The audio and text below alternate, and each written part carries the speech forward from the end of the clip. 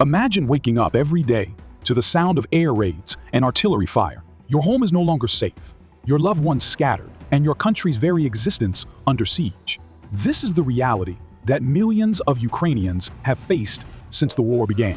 But amidst the chaos, one country has stepped up time and again, not only in words, but in concrete actions: Canada. In the face of Russia's unprovoked invasion of Ukraine, many nations have chosen to stand on the sidelines. Yet, one country, Canada, has shown the world what true solidarity looks like, from providing military aid that has helped turn the tide of battle to humanitarian support that has saved countless lives.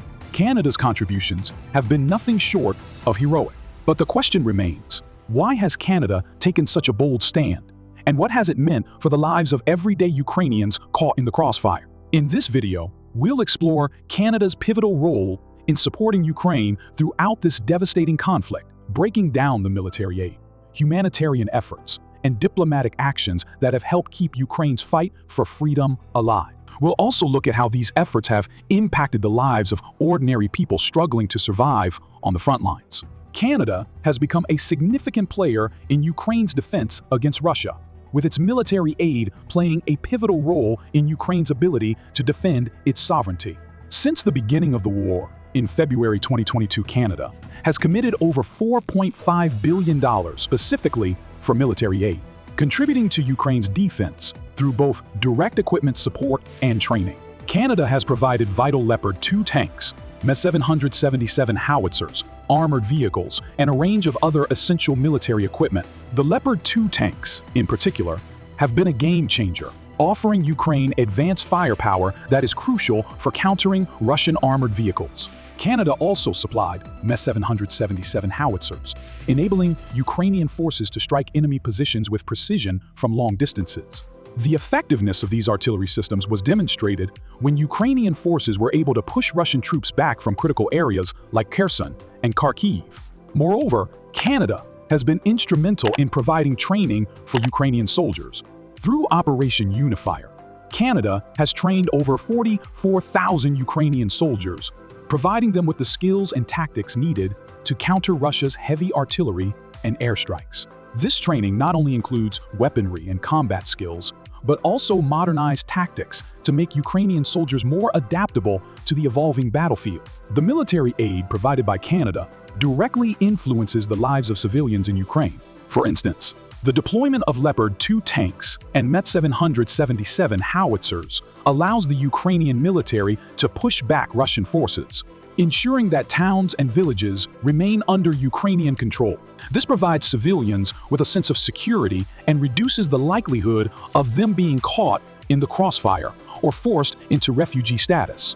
The training provided through Operation Unifier has also helped Ukrainian soldiers to defend their towns and villages more effectively, allowing civilians to live in peace for longer periods.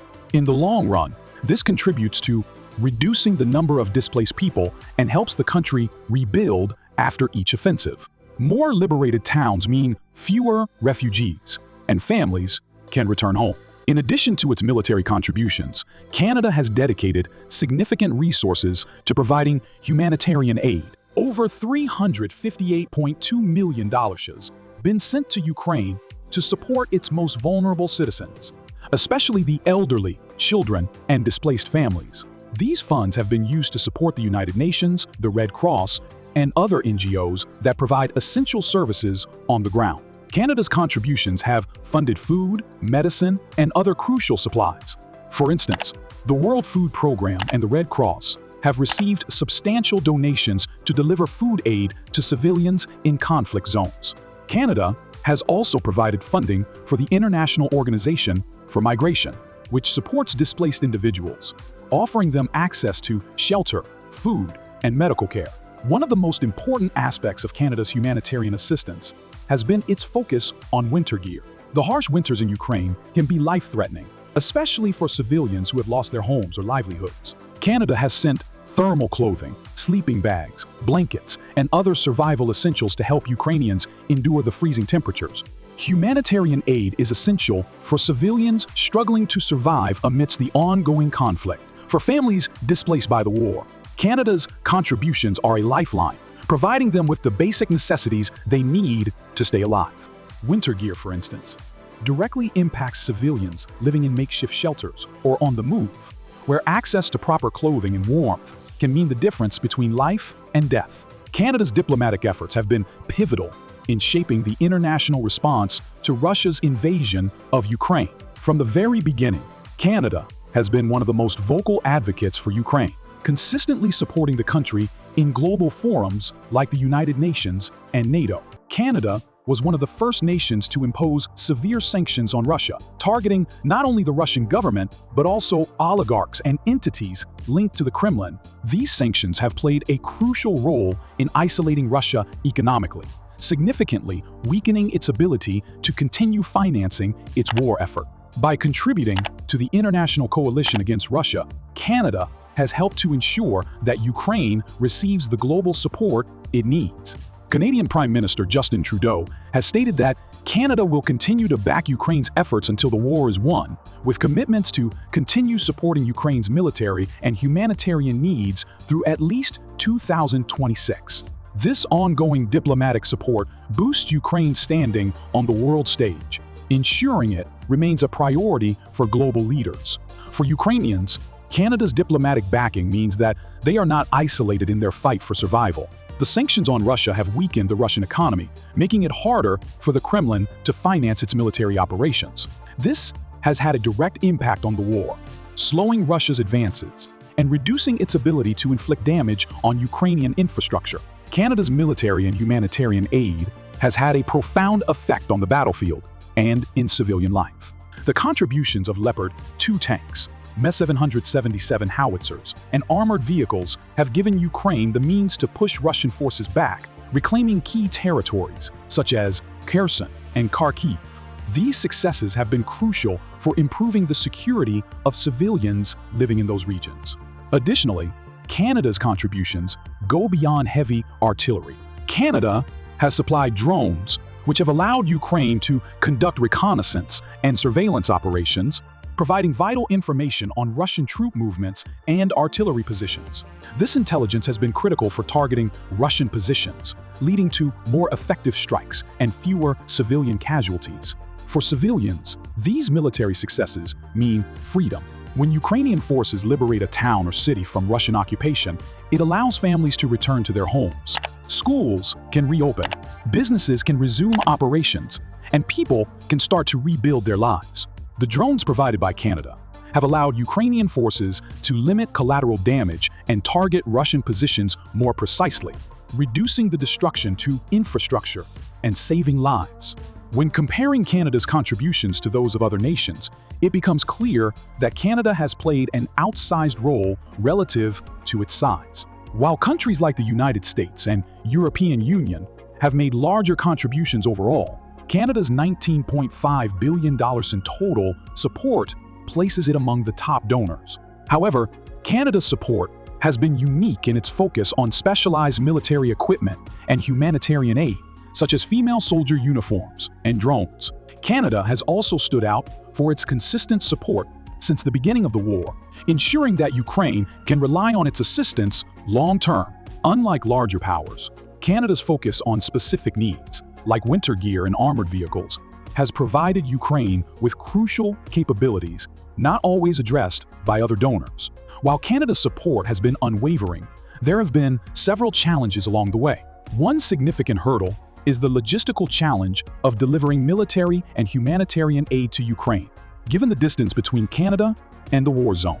Despite this, Canada's military has managed to deliver aid efficiently through Royal Canadian Air Force missions and collaboration with NATO partners. There have also been some political divisions within Canada regarding the financial costs of supporting Ukraine. Critics have raised concerns about the long-term financial sustainability of such large-scale aid. However, the government has continued to prioritize Ukraine's needs, stressing that Canada's role is vital in countering Russia's aggression. Canada's support for Ukraine has been invaluable, playing a critical role in the defense of the country's sovereignty and the survival of its people. The military, humanitarian, and diplomatic contributions made by Canada have significantly impacted the daily lives of Ukrainians, providing them with the resources, hope, and support needed to continue fighting for their future. As the war drags on, Canada's role will remain crucial in helping Ukraine defend itself and recover from the devastating consequences of the invasion. For the people of Ukraine, Canada's contributions represent more than just military aid. They represent a lifeline in their fight for freedom, democracy, and survival. Thank you for watching. If you found this video informative, be sure to like, comment, and subscribe for more updates on the war and Canada's role in it. And if this model continues, it could lead to discussions about direct confiscation of Russian assets to fund Ukraine's reconstruction. Such economic pressure could further weaken Russia's ability to finance its military operations. For ordinary Russians, this could exacerbate economic hardships, potentially leading to higher inflation, shortages, or reduced social spending. For global consumers, disruptions in Russian exports, especially in oil and natural gas, could result in higher energy prices and contribute to global economic uncertainty. These ripple effects might mean increased costs at the gas pump or higher utility bills in households around the world. Chapter 6: Impact on Ukraine's future and the road to a just peace. From Ukraine's perspective, the influx of funds and military support is nothing short of transformative. The loans provided by the ZEVN and Canada's specific contribution are designed to boost both immediate defense and long-term reconstruction. Estimates suggest Ukraine's reconstruction costs could exceed $411 billion, with some projections reaching as high as $1 trillion if the conflict drags on. Using profits from Russia's frozen assets to finance these needs not only aids in rebuilding the country, but also ensures that Ukraine can sustain its resistance and eventually negotiate from a position of strength. In international summits, leaders like Trudeau have stressed that might makes right must be replaced with accountability. For the people of Ukraine, this support is critical to restoring everyday life, rebuilding homes, schools, hospitals, and critical infrastructure, like power grids and roads. For citizens in allied countries, a stable and prosperous Ukraine contributes to regional stability, which in turn supports economic growth, improved trade, and better security conditions. This means more secure neighborhoods, steady job markets, and enhanced public services as economies recover and grow. Chapter 7: Domestic and international reactions. Canada's bold use of frozen assets has sparked intense debate both at home and abroad. Some critics in Canada argue that using these assets sets a dangerous precedent, while supporters see it as a moral imperative to make Russia pay for its aggression. Internationally, European leaders have hailed Canada's move as a game changer, while some US officials express cautious admiration. On platforms like Reddit, opinions range widely from enthusiastic support for holding Russia accountable to concerns about unintended consequences. These diverse reactions reflect the complexity and far-reaching implications of the policy. These debates can influence public opinion and even electoral outcomes. When citizens see their government taking a strong stand internationally, it can boost national pride and trust in leadership. Conversely, controversy over such measures might lead to domestic political debates that could influence policies on taxes, public spending, and foreign relations issues that directly affect school funding, healthcare services, and community programs. Chapter 8: What this means for US-Canada relations.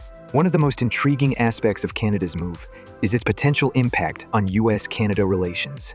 Historically, the two nations have enjoyed a close alliance, but Canada's unilateral decision to tap frozen Russian assets and its willingness to challenge US narratives about Ukraine could unsettle some US policymakers.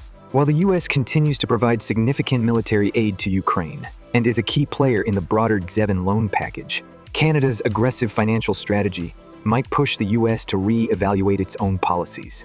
If the US were to adopt a similar approach, it could signal a shift away from traditional funding models, potentially increasing the economic risks borne by aggressor states rather than taxpayers. Changes in bilateral relations can trickle down to everyday commerce and travel. For instance, if these new policies lead to altered trade agreements or tariff adjustments between the US and Canada, everyday products from food and clothing to technology could see price fluctuations. Moreover, a redefined alliance may influence regional security, affecting community safety and the overall investment climate, which can impact job creation and economic stability along the border. In summary, Canada's decision to channel $5 billion from seized Russian assets to aid Ukraine is a landmark move in international sanctions and military finance. It challenges long-standing funding models, holds aggressors accountable by using their own resources, and underscores the evolving nature of global alliances. Even as the US reacts with surprise, Canada's strategy offers a glimpse into a future where the economic costs of war are borne directly by those who wage it.